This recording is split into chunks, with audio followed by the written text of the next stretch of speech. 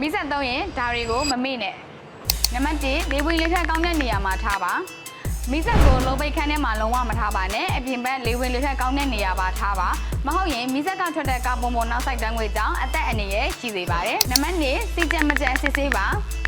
မိဆက်ကိုမနှုတ်ခင်နဲ့နှုတ်ပြီးတိုင်းစီကြံမကြံစစ်ဆေးပါအကုန်လုံးခန်းနဲ့ထိမသုံးပါနဲ့စီခန်းပြီးရုတ်တရက်ရက်သွားရင်အင်ဂျင်ပျက်စီးနိုင်တာမို့25ရာခိုင်နှုန်းကျန်နေချိန်မှာတင်ပြန်ဖြည့်ပေးပါနံပါတ်3ရေမွေနိုင်တဲ့နေရာမှာထားပေးပါ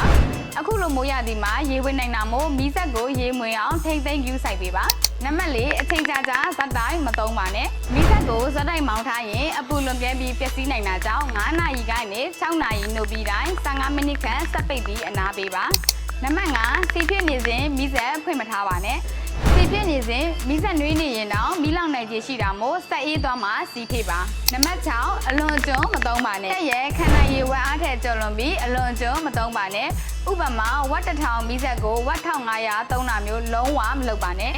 နံပါတ်9ညအိနေစဉ်မိဆက်ဖွင့်မထားပါနဲ့ညဘက်မှာမိဆက်ဖွင့်ပြီးမအိပ်ပါနဲ့မိဆက်ကထွက်တဲ့ကာဗွန်မိုနောက်ဆိုက်ကလူကိုအဆိပ်သိစေတာကြောင့်အသက်အန္တရာယ်ရှိနိုင်ပါတယ်နံပါတ်10မိဆက်ပိတ်ရင်စီကောက်ပါပိတ်ပါ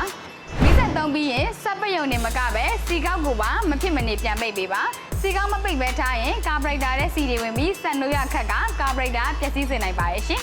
နံပါတ်9စက်မလို့ခင်အင်ဂျင်ဝိုင်းစစ်ဆေးဖို့မမေ့ပါနဲ့မိဆက်ကိုအသုံးမပြုမီအင်ဂျင်ဝိုင်းရှိမရှိအရေးသွေးမိမမီစစ်ဆေးပါမိဆက်မျိုးသားပေါ်မူတည်ပြီးအချိန်မှန်မှန်အင်ဂျင်ဝိုင်းလဲလှယ်ပေးဖို့မမေ့နဲ့နော်ကဲဒါဆိုရင်တော့မိဆက်သုံးတိုင်းညီမပြောတဲ့အချက်လေးတွေကိုသတိထားပြီးအန်ရီကင်းကင်းသုံးကြမယ်နော်အားလုံးမတတ